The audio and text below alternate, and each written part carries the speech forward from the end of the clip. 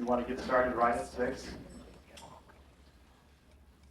On behalf of the Omaha Press Club Education Committee, who include Wendy Callahan, Hugh Cowden, Warren Franke, Ellen Gass, Steve Murphy, Eileen Worth, and myself, Chris Olson, I'd like to welcome you to this first in a series of education seminars for the 1992-93 year.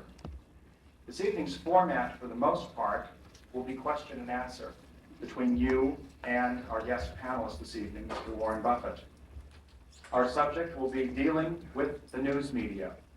We ask that questions focus on our guest's dealings, or lack thereof perhaps, with the news media in particular situations that brought him into the news front. One journalist who has covered our guest going back now nearly 3 decades is Robert Dorr of the Omaha World-Herald, who will introduce our speaker this evening. Thank you.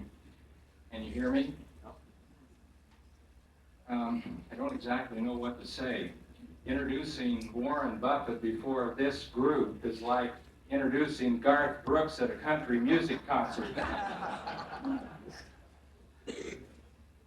In addition to dealing with the news media, I think most of you know that he's an owner of news organizations and has large holdings in the Washington Post, Capital Cities ABC, and owns the Buffalo News. As a reporter who has dealt with Warren on a number of occasions, I can tell you what that's like. He is invariably accessible, courteous, and straightforward, but generally non-talkative. You generally have to assemble your news stories by talking to other people and from the public record. It's not that that keeps him out of the press. I checked our computer today, and since 1983, he has been mentioned in 862 stories in our newspaper. Warren says he'll speak for about 90 seconds and then turn to questions. So, Warren, with that, I'll turn it over to you.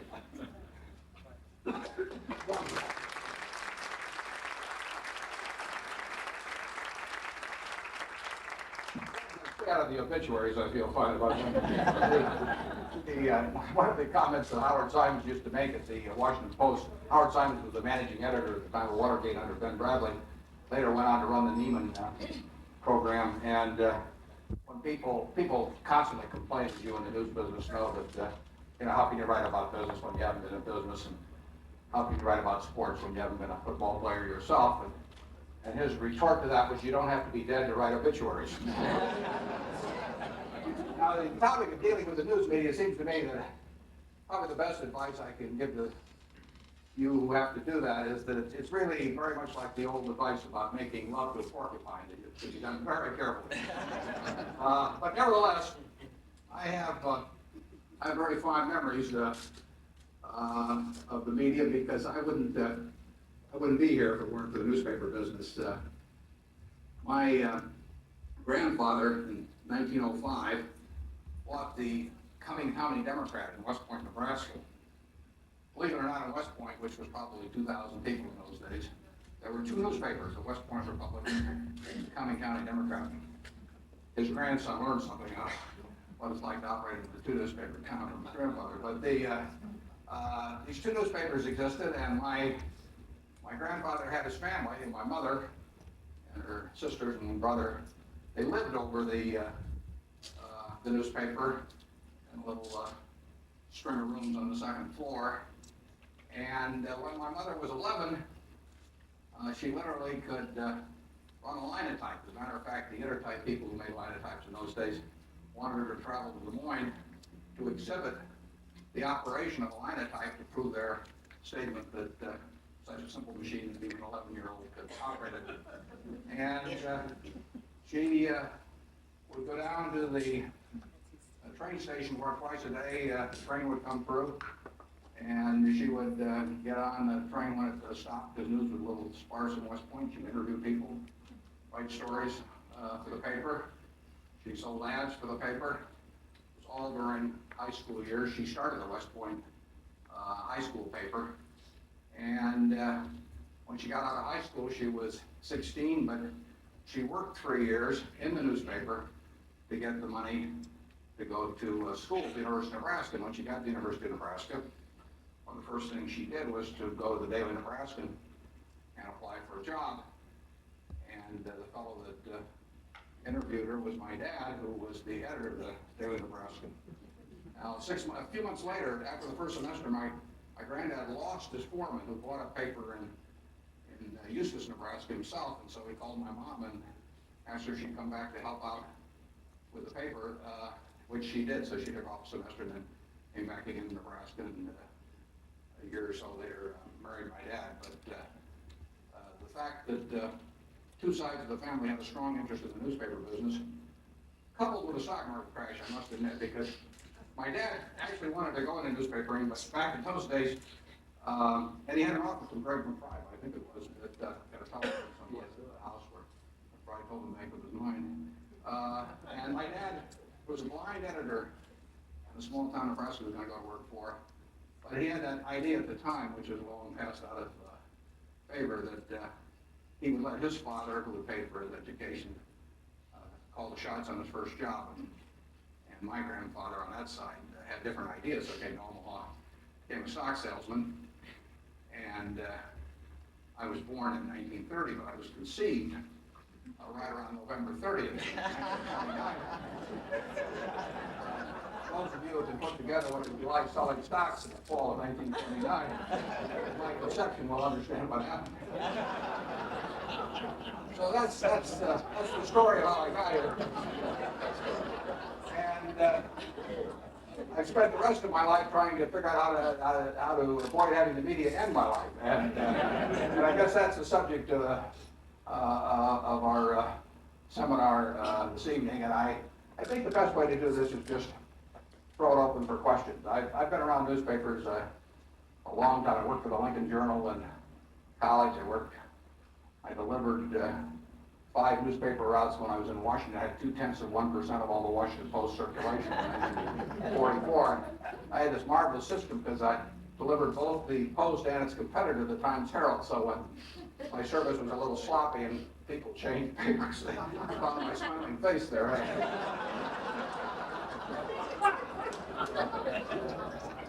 There was a publisher in Alabama many years ago that said he owed his prosperity to 2 fine American institutions, monopoly and nepotism. I guess back when I was doing those papers, I figured out the monopoly aspect of it. Anyway, let's start in with some questions, and the tougher the better. Yeah. I never thought I'd have a chance to ask you a question like this, but I take the Washington Post National Weekly Edition.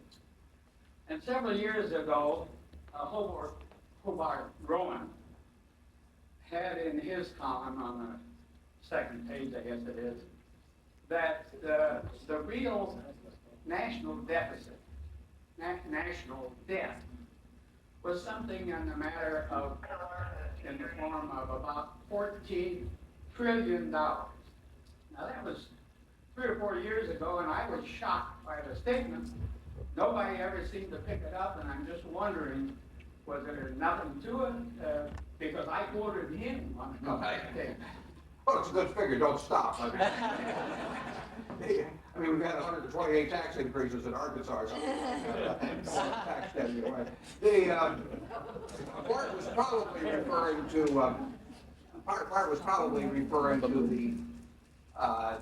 the actual debt, which may have been $3.5 trillion then. Yeah. Plus, he may have been taking the present value of actuarial promises to people in the Social Security system. And when you have promised virtually everyone a retirement income which is geared to inflation, and you present value that, you get a huge sum. Now, on the other hand, the federal government obviously has the power to tax people in those future years to, in effect, make transfer payments. Social Security really isn't an insurance fund or an insurance operation. It started out with sort of that idea in mind, but it's accepted as what they call an intergenerational transfer payment now. And as long as the federal government has the power to tax, it may have to tax more and more because it's undertaxing now in relation to its actuarial cost. But it has enormous assets too. The value of all American corporations is $4 trillion. The government gets 34% of their profits. The stockholders get 66%. I'm leaving out state income taxes. You can say the government owns 34% of those corporations in terms of their earning power, and it has the right to increase its ownership merely by passing a bill that they're going to get 40% of the profits or 50% of the profits. So it has enormous assets, it has enormous liabilities, and you can play around with either side of the equation, but essentially the country has more taxing power than it's used, which is why people don't get too upset about the $400 billion national debt. They know there is untapped taxing power now. Maybe the politicians don't have the will to do it, but they have the ability to do it. And that keeps government bonds selling as the safest, roughly the safest investments in the world. Okay, how about a media question here? Well, yeah. The Buffalo News, does the Buffalo News endorse a candidate, and will you be participating in that endorsement? The Buffalo News endorses candidates. I think they had that policy when I went there, but I know that they would have that policy under our ownership, which began in 1977. Murray Light, the editor of the Buffalo News, just wrote a column on that just a few weeks ago. He writes a column every week, and by and large, they determine their own endorsements. It's interesting. We had 5 congressional candidates some years back from Buffalo. They may not have that many in the current census, I'm not sure. But these are people one way or another touched it. The SMSA up there is about 1.3 million. And so we made 5 endorsements. Oh, it was 82 or so. I think Jack Kemp was still even a congressman then. But in any event, we endorsed, he was a congressman, because we endorsed Barbara Conable, Jack Kemp, Hank Nowak, and who else? And if you looked at these 5 fellows' voting records, you could see no similarity whatsoever. So I discerned that essentially our policy was to, at that time was to endorse incumbents. But I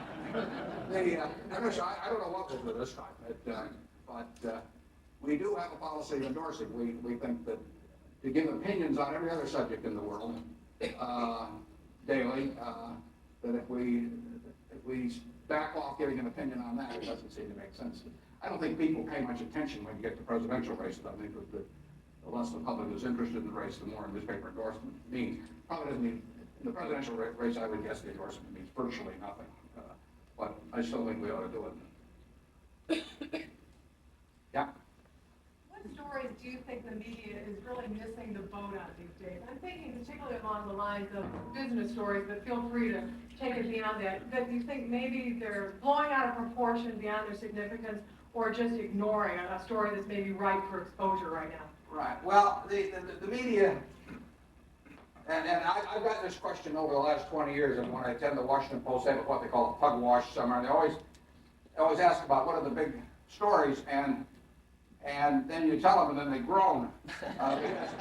The trouble is, the big stories are not the ones that happen like Hurricane Andrew. They're the ones that happen over time, and they get very boring, and there's never a news peg that really grabs you where you can say it's dramatic. I mean, no one has ever run a story on the fact that, I gained 3 ounces today because I ate 500 calories more than I burned up. I mean, it's not, but if 20 years later I weigh 200 pounds more than I weigh coming in, all of a sudden that might become a story. But it's very hard on anything that has a very slow, glacial-like almost impact on society to write about those things. It's also difficult to legislate about them. They say that the problem is that very often on the important questions, the policy cycle is longer than the electoral cycle. Policy cycle is also longer than the news cycle. And it's easy to write about them after they happen, whether it's the SNL debacle or whatever, but writing about them while they're happening, because they're happening 1 inch at a time, and it isn't that much different today than yesterday. It's very difficult to cover them. I mean, obviously the big story is the fiscal imbalance we have at the national level. But it's been around so long, what new can you say on it? And how much different is it if the deficit's gonna be 378 billion to 377 billion or something this year? Very tough to write about this subject. Second thing is that sometimes they get intricate. At the Sun, many years ago, 20 years ago plus, I talked to Paul Lim, a marvelous editor, about the thrift, not the industrial loan scandal that you could see was going to come in Nebraska. I mean, if you looked at the balance sheets which were sketchy, of the industrial loans, and you saw the regulation on everything, you knew there was going to be a very significant problem. But we didn't have anyone at the Sun really that could write that. We debated bringing in somebody from the outside, just hiring somebody who knew a lot about accounting and banking and so on to work on a special assignment for it. And there's the old problem that that's demoralizing to your staff. But the truth is, the Sun, I don't know how many reporters we had, but we didn't have that kind of depth of manpower or specialization that could actually write that story. It's easy to write after it happened. I mean, when Commonwealth sightings happen, because I think it's a cinch. But that is the tough problem. Take the population problem over time. I mean, how, Malthus started writing about it, and he's taken a lot of abuse for a couple of hundred years. And it's no fun to be a hero 50 years after you die, and to come on the news some night, and say we have this terrible problem. We've got 28,000 more people in the country than we had yesterday. 5 billion, and run for Planned Parenthood or whatever. It's a little difficult, and I think that the better news organizations, depends on resources, but probably the best attack something like that by occasionally doing something in the way of a special or the long story. I think the Philadelphia Inquirer has done 2 or 3 of them in the last 5 or 6 years. They had enormous requests for reprints, and those probably have some impact. But it's the undiscovered fraud or something like that. We wouldn't. It was just, if I knew about it, I'd be shorting the stock or doing something at the moment.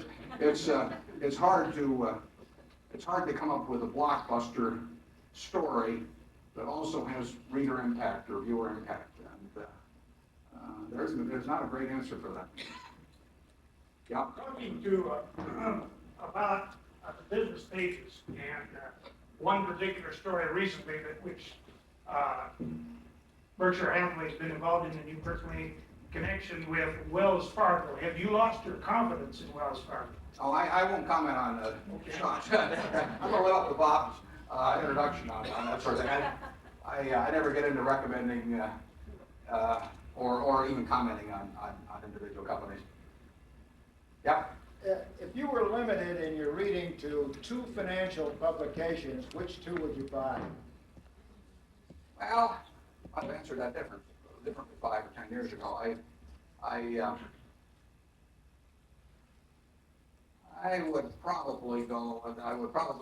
Assuming I split it up between daily and I'd probably go with the New York Times and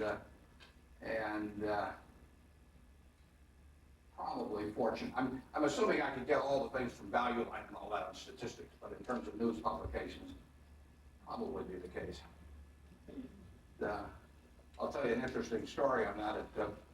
About 5 years ago, if you get the New York Times annual report, up in the lead paragraph of Sulzberger's letter, maybe the second paragraph, he said the New York Times was distributed on a same-day basis to virtually every important metropolitan city in the United States. That time it wasn't distributed to Omaha.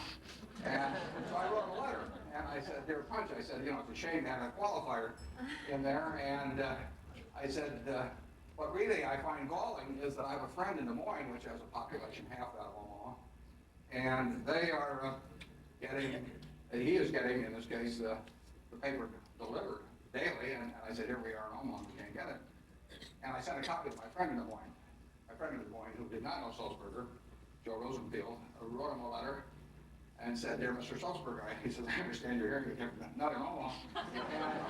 And he said, "It's true, of course, that statistically, Des Moines is smaller than Omaha." And he said, of course, he said those people spelled the name of their state backwards. But he said, "I've considered his request," and he said, "You probably should do it because if you look at it as part of your outreach program." And he said, "At first I'll only read the horoscope," but he said, "Later who knows what will happen." So anyway, we started getting the New York Times. Well, I don't know if it's my letter or Joe's, but I'll get it the same day. Yeah, Bob? Would you comment on your attitude or your policy, I guess, on interviews? You particularly do not give interviews, as I understand, for anyone who wants to write a profile type interview. I'm wondering how long ago you started that, and why did you start it, and you think it's a good idea? Well, I would say I probably spend, maybe I'm sure there's somebody spends more, but I probably spend more time over the last 10 years, I probably spent more time, and even or over the last year, with media people, reporters, than any other CEO I know. Now, they take, each one takes up a lot of time. I've had 5 profiles in the last 4 years by some form of national media, Linda Graham, the LA Times, L.J. Davis, and New York Times. I can't think of the gal's name, but 4 of them. So on top of that, I get all kinds of people calling me on special aspects of certain things. Now, I don't know whether I average 2 hours a week or something like that, but if I didn't control it, it'd be 80 hours a week. The number that want to talk individually is astronomical. And I try to, the interviews, I never knew L.J. Davis or Linda Graham or those people before, but in terms of specific stories, somebody's calling about the S&Ls or accounting or banks or, I try as much as possible to talk to people that know a fair amount about the subject, because otherwise you can spend 45 minutes or an hour and you're basically giving a course in insurance 101 or something of the sort, and in the end they don't know enough to write a good story. It's not knocking them for it, but they just don't. Some of the issues get pretty complicated. And on the other hand, I'm willing to spend 45 minutes or an hour with somebody that knows a lot about it already, but is looking for the nuances and that sort of thing. So I spend a fair amount of time, but I would say on some of the stories that broke, we might have had 100 calls or something. If you take 10 minutes each, we never had a public relations function out. Some, and they had a dozen people or so in public relations, and when the scandal broke, they took on all kinds of temporary, I don't know what the maximum number of people they would have had at one time there, but 12 was the normal complement in that department, and I wouldn't be surprised they got up to 30 or 40 people, and they were answering phones all the time, and essentially, we're not equipped to do it, we don't need to do it. I find it interesting to talk to some journalists sometime, but I don't find it productive or interesting to do it full time. And that's, the guideline is, if I know they're good, you want to spend more time with them than if you aren't, if they aren't. And of course, I know some that are good by now, and I'm not inclined to do a lot of experimenting. I don't go to a lot of new restaurants either. We have a question over here. Yeah, sure. Mm-hmm. Here's a quote from the book, Feeding Frenzy. Public officials and many other observers see journalists as rude, arrogant, and cynical, given to exaggeration, harassment, sensationalism, and gross insensitivity. How do you comment on that? Well,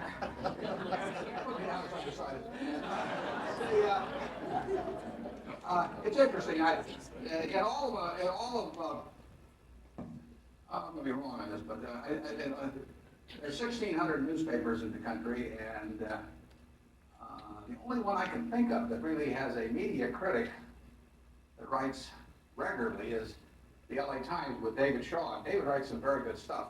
In fact, maybe they've done it. I would think it'd be a good idea to put some of his together in a book. And David back, a few years back, writes a very good column. And those LA Times stories go on forever, so you cover a lot of ground. And he interviewed 40 editors, practically all of whom with names you recognize, plus Brokaw and a few people like that, and asked them about the stories that had been written about them. And of course, they came up with all those adjectives. He found the biggest problem that they had was with inaccuracy, and the second biggest problem they had was with a predetermined conclusion. That's the problem. The other problem in talking to anybody that calls. So often you'll have somebody who's already written the story in their mind. I mean, they know what they want. They're looking for one sentence they can get from you in a 45-minute interview that they can use to buttress the point they've already arrived at. So they are really not interested in going through a logical development of the subject, but they're really quotation shopping. And they can afford to spend 45 minutes with you and to get the one sentence that they'll stick in. And these editors in the Shaw interview, Tom Winship, all the people you know, and that was their second biggest beef, and they all said that once they'd had it done to them, it made them a little more sensitive. In fact, one guy said that he thought he tried subsequently to write every story, and then when he got all through, to substitute either his brother or his son or his mother, depending on what was appropriate in terms of age bracket, as the person in the story that was being written about, and both to, in terms of the spin he was putting on it, as well as the checking for accuracy and all of that sort of thing. And well, I think you get, frankly, I think you get people under deadline, which creates a certain pressure that you don't get, we'll say, in the magazine field or something of the sort. You get sort of a bell-shaped curve of human behavior and of talent, which you get if you look in the military or you look in a religious organization or business or any place else. You get some people that are very talented, some people that are not talented at all, and you get a lot in the middle. You get a lot of mediocrity. You get overwhelmingly people, but you get some people that are super ethical. You get great majority that are reasonably ethical, but if the story is big enough, they might, forget to mention a reporter for just a few minutes into the interview. And then you get some that are a few that are patently unethical. And it's not an unusual selection of people compared to other activities. And if you deal with a lot of people over a lot of time, you're going to have a lot of different experiences. I mean, I forget that number Bob had. I'm sure I didn't talk to him 832 times. But the overwhelmingly, the people are just as you would expect the people in the Nebraska Furniture Mart or National Indemnity or any other place to be. Most of them are trying to do their job well and have achieved various levels of competence, partly related to their talents, partly related to their experience. And you're going to have mostly good experiences, but we're going to have some people at the Mart who have a bad experience when buying something, or we will have the rude salesperson. I mean, it's not way different, I don't think, in the press. If you have a lot of experiences, you'll have a few bad ones. Now, the tough part about it is that essentially there is no one, virtually with the exception of an assassin, that can do you as much damage as somebody can in the press if they do something the wrong way. There are other people out there and that may be innocent or it may be intentional, depends on the circumstances. There may be doctors out there who do you just much harm, but you initiate the transaction. I mean, you go see the guy and you may even sign a consent form on what he does. There may be lawyers that do you way more trouble, but by and large, you have the ability to opt in or opt out of the transaction. You walk in the furniture market, you may get a bad experience. Most of the time, you get a good experience. But you do not have the option in the news business of opting out of the story. You can decide how you're going to behave in relationship to it, but you can't opt out of it. So if you do get the worst of either human nature or reporting skills or something, there's no way that you won't be a participant. And that's an unusual arrangement in society.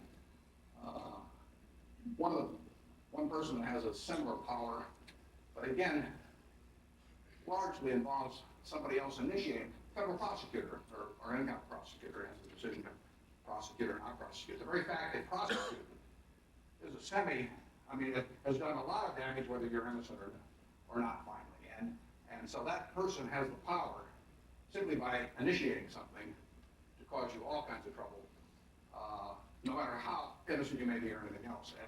But that isn't used that extensively. The news business has that power. It's the nature of it. You can't get away from it, but it is the nature of it. And the other unusual aspect, of course, of the news business, the newspaper business particularly, is that, unlike in my grandfather's day, there are 1,600 plus daily papers in the United States. And essentially, with exceptions you can almost count on one hand, there are no competing papers. And the reason, of course, is that the essential economics of the business drive it toward one newspaper per city or town or metropolitan area. Nothing evil about it or anything of the sort. It's what Tom Winship used to call survival of the fattest.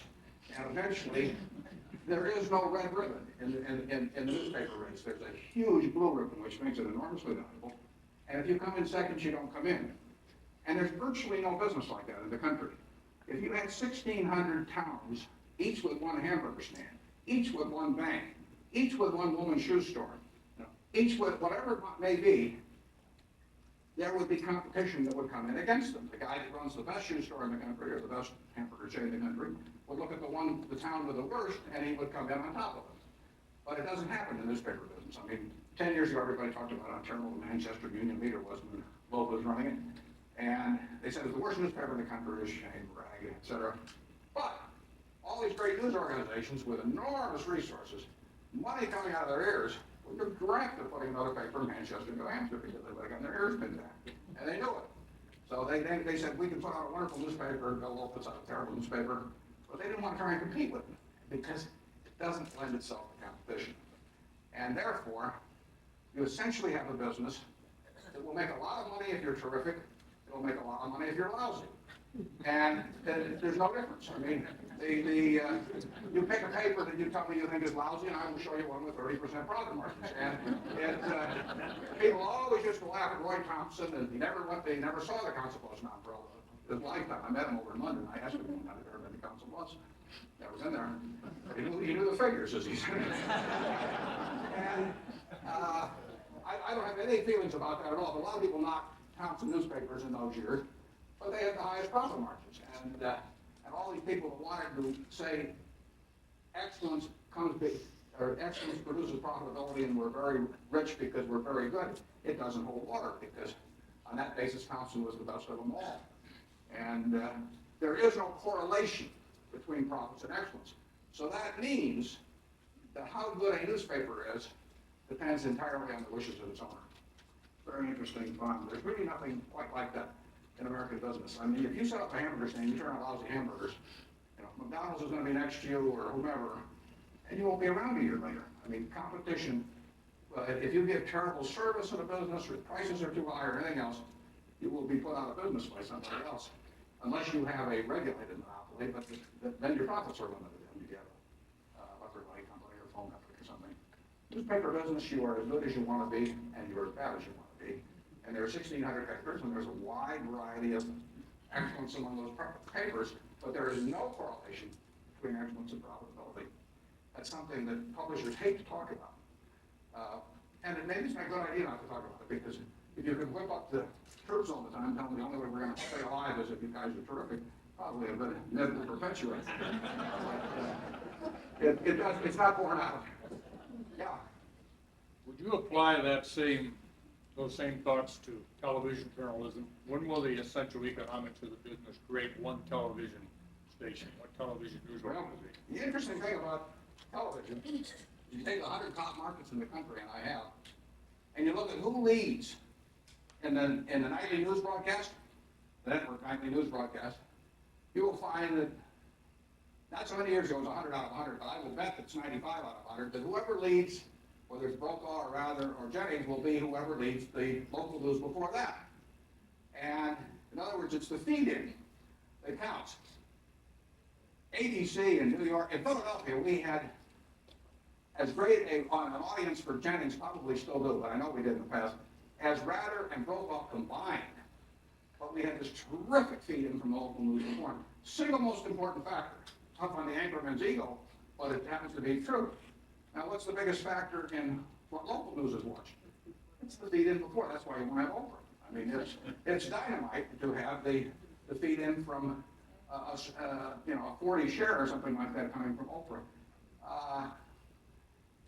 You say, well, this is all circular. You know, you're going to have trouble at some point. Incidentally, Good Morning America and the morning show on NBC used to get a benefit from a feed in from people leaving the dials on Carson from the previous evening, and it's amazing. Somebody must have set their dial one time where they wanted it and just kept going around the clock. But ABC, Kansas City's ABC, is number one in local news in every market they're in. They're in New York, Chicago, LA, San Francisco, Philadelphia, Houston,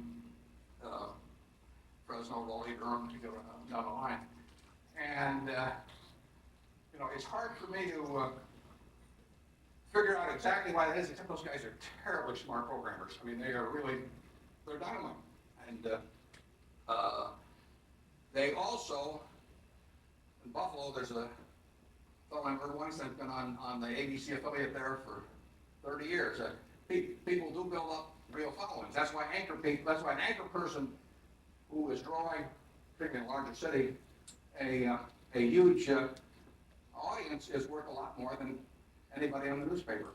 It's kind of sad for those of us who like newspapers, but you can be the world's greatest, you can be Bart Rowan or whoever it may be, you can be the world's greatest newspaper writer, and you can't make a fraction of what an anchor person can make that draws an extra share point or two on the news in LA or New York.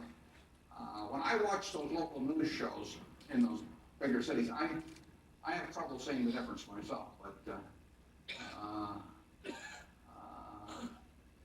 whether it's, and I know during the sweeps period that, we jazz them up, and obviously I've seen it done, and so you have to come to the conclusion that jazzing them up works. It doesn't have any effect on newspapers. The newspaper and television business are two fundamentally different businesses because basically people only want to read one newspaper a day, whereas the television is, and you can't attract them by offering it for 20 cents instead of 25 cents or 15 cents. I mean, when you've gone through a paper, 9 people out of 10 don't want to read a second paper. But with the television station, of course, you can jump from station to station. Now, if the television set had developed like the VCR, so you had to make a decision between VHS and beta, you literally had to go with one format or another. Let's say when you bought your television set, let's say technology forced you to only buy one channel. Now, we have 12 television sets around at, $1,000 each, go from set to set.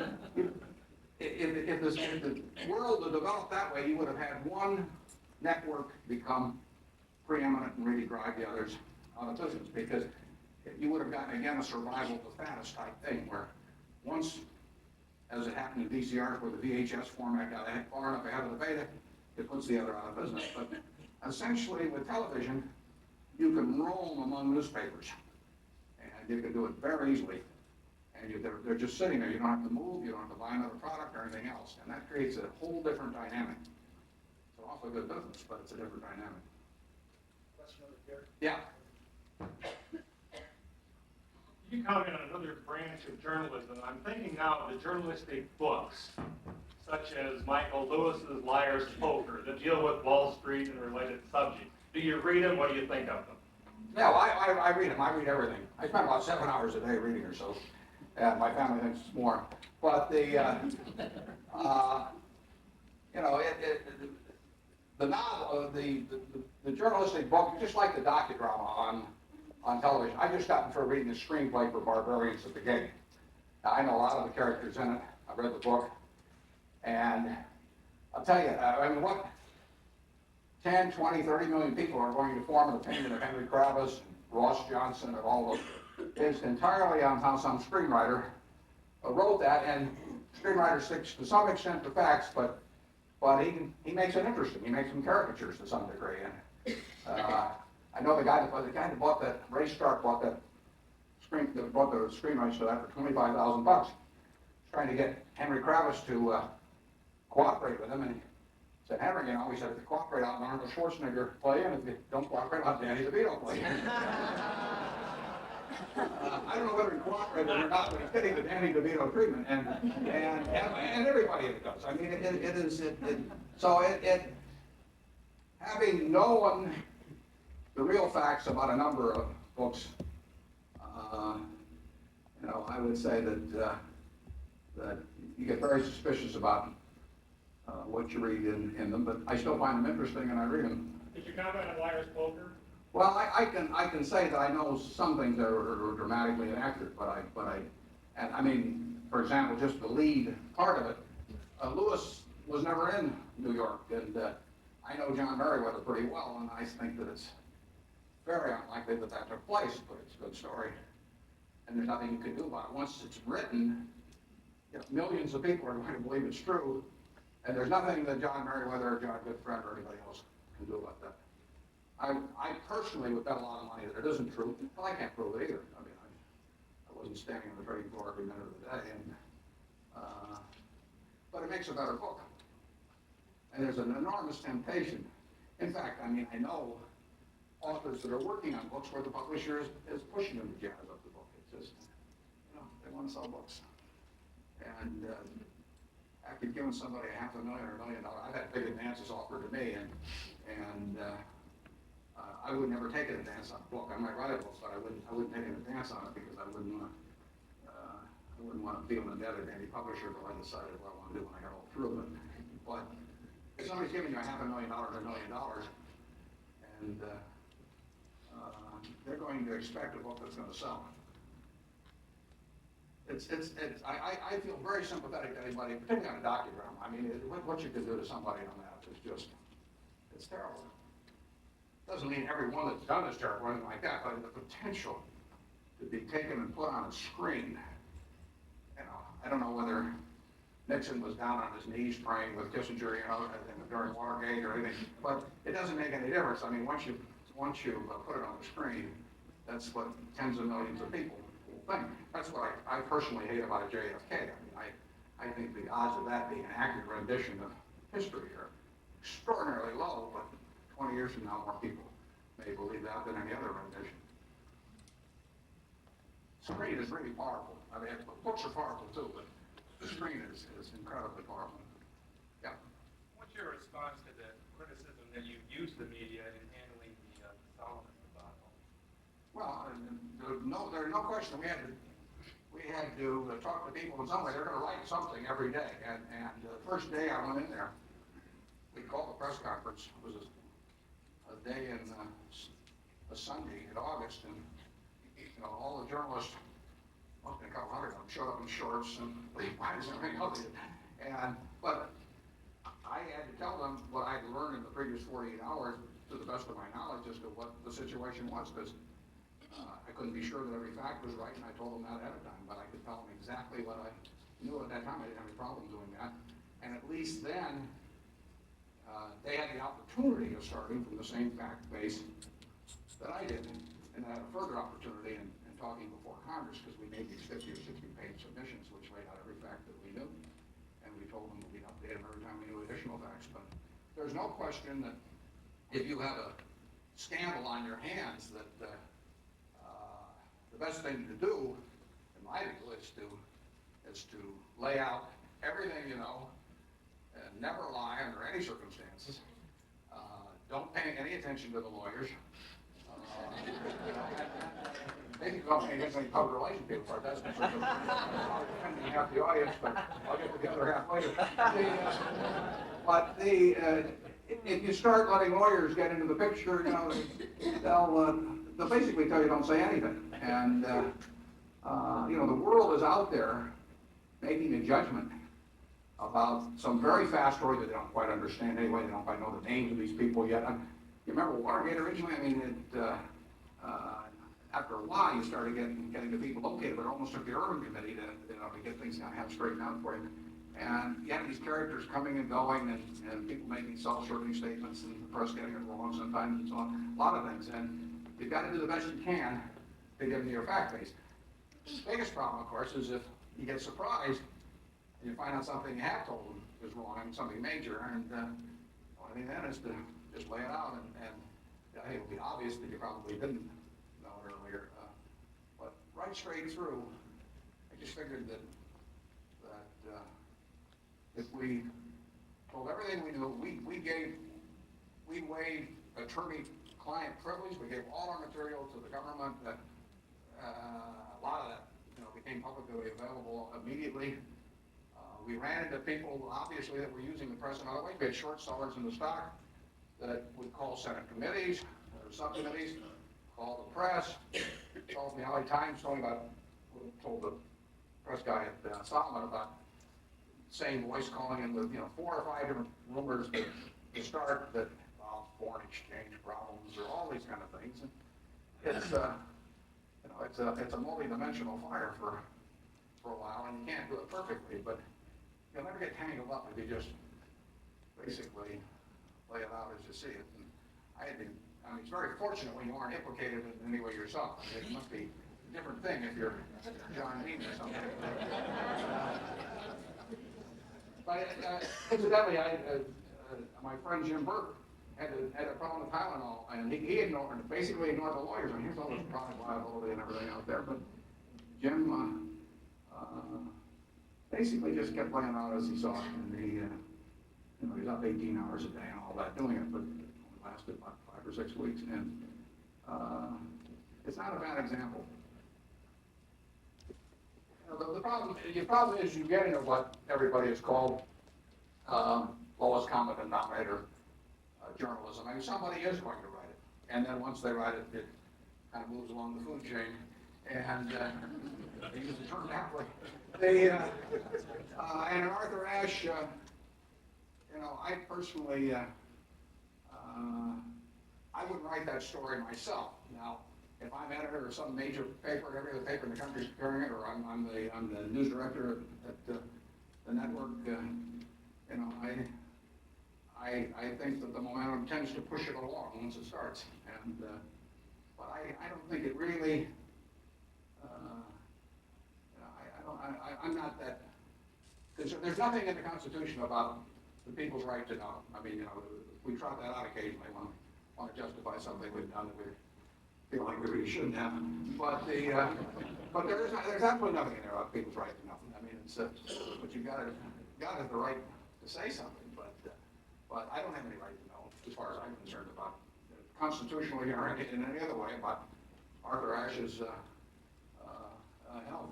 He's not playing tennis. He's not taking my daughter out. I mean, it's just not a concern to me. But it will keep coming. I mean, it's not going to stop. Yeah. Is the media a good investment today? And if not, what general areas might be without naming specific companies? Well, I wrote a section in the 91 annual report of Berkshire, which will be glad to send you about media investment. And what I say is it's terrific, but it's not quite as terrific as it used to be. It's a great business compared to other business. I mean, the return earned on capital actually employed, it's a very great business, but it is not quite as great as it used to be.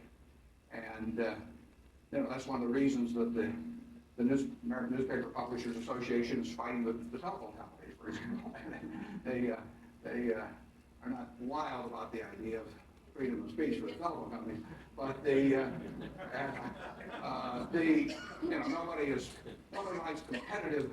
But I was with my friend Tom Murphy watching a Monday Night Football game at my sister's house. Terrific 45-inch picture or something of this game. And I said to Murphy, and this was ABC, of course. So I said, what a terrific picture. John, what a terrific picture. He said, I like the better one. It's 8 inches black and white. Of course, then there were only 3 of us. And when Anheuser wanted to sell beer, they came to us. When General Motors wanted to sell Buicks, they came to us. And every year we just raised the prices. And it was a great business. That business has gotten diluted. There were 3 electronic highways in the United States 30 years ago. 3 electronic highways pumped into virtually every household in the United States. Think of that. The short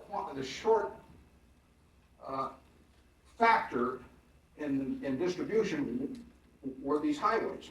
There's lots of talent, lots of heavyweight fighters out there, lots of people watching at the other end. Only 3 highways. The highway guy makes all the money then. Now there are all kinds of highways.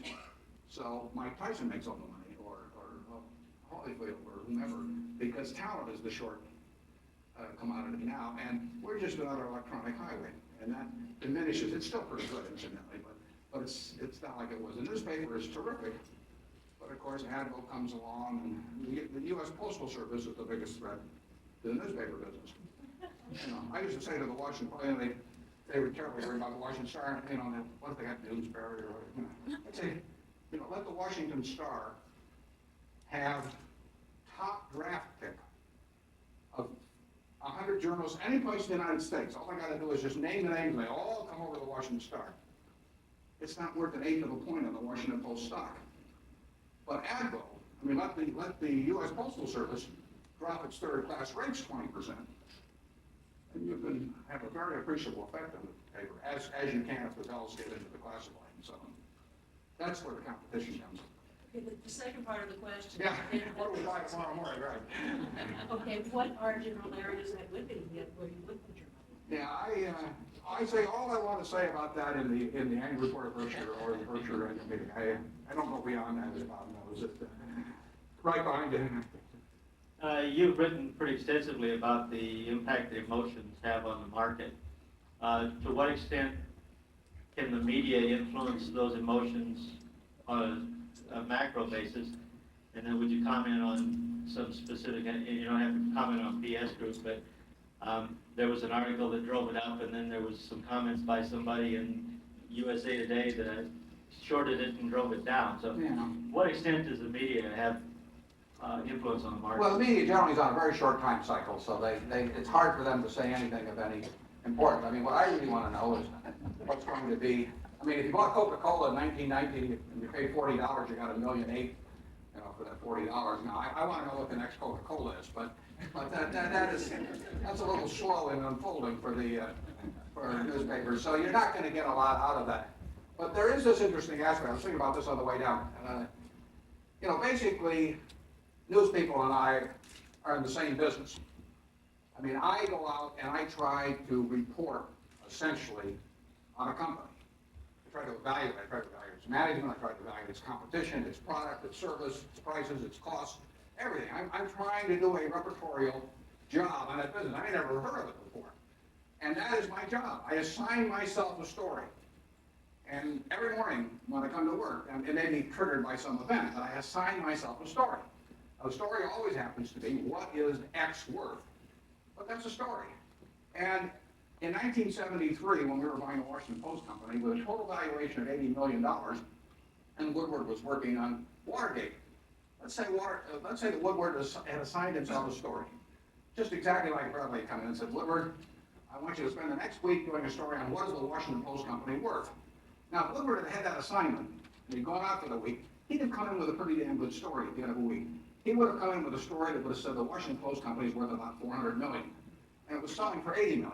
Now, if he'd assigned himself that story, he would have made a ton of money. It's assigning yourself the right story. And I've said this to Woodward. I said, why don't you just assign yourself a story to work on between 6 and 7 in the morning? They always want me to tell them what stocks to buy. I always say, well, I'll let you assign yourself the story and work on it from 6 to 7 or 1 hour a day on your own assignment, and the other 8 or 10 hours you work for Bradley. And essentially, that's a lot easier story than the stories he's trying to get. He's trying to get a story about Casey's thinking at the CIA or something, you know, or what he's mumbling up in his hospital room. And essentially, it is a hell of a lot easier to go out and figure out what the Washington Post Company's worth. They had at that time 4 big TV stations. You go interview some TV brokers, you find out what other sales were. I mean, it is not a tough story. And the interesting to me is that all of the journalists that have covered, you know, Berkshire over 25 years, they come in, they write about Berkshire and everything, but virtually none of them have bought the stock.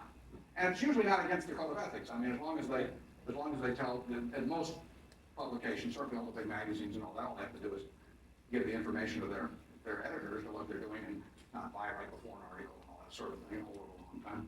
But here are all these people, they're doing all this work on Berkshire, you know, and they're trying to figure out what I'm thinking and what we're doing, and they look at the record, but they never do anything about it. They write a story and then they go on to something else. And I just say that, you know, somehow their brain isn't quite connected to their eyeballs sometimes. You would think, I mean, but all the time they're saying, what do I do with my money, you know, or should I buy Series B bonds? It's really, so I'd say 90% of investing is assigning yourself the right story. The reporting of it is fairly easy. We have time for one more question. Okay? Seems to intimidate. Yeah.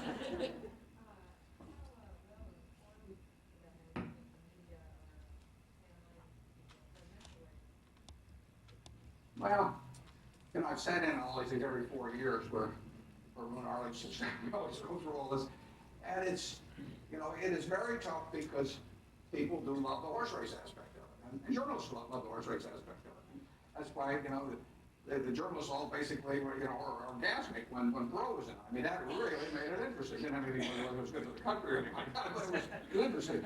And there was a lot, I mean, you know, you grab the paper every day and you, I think that, I see a number of papers that are making real, I think very tough on television, except on the news shows. I mean, I think frankly, and those shows are very good, I watch them every week, but I think on the network news, it's very tough. And I don't think you get very much about the campaign on the network news. I think some papers do a particularly good job. I'd say the New York Times and the Post do a very good job on covering what they give the candidates show. If you get that Washington Post Weekly that was referred to, which I get, there's a lot in there, and they make a real attempt to do it. Whether people, what the readership is of that compared to Jennifer Flowers, I don't know, but the column inches are there, and some quality reporters are working on it, and it's available.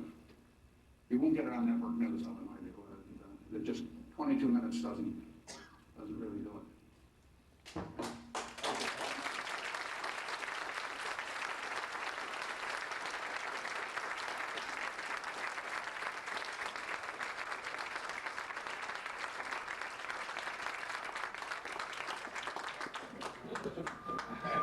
Many of you this evening will be joining Mr. Buffett for dinner up at the club. I ask you all not to crowd into one elevator. There will be plenty of time to get up there. We're adjourned. Thank you again, Mr. Buffett. Thanks, everybody.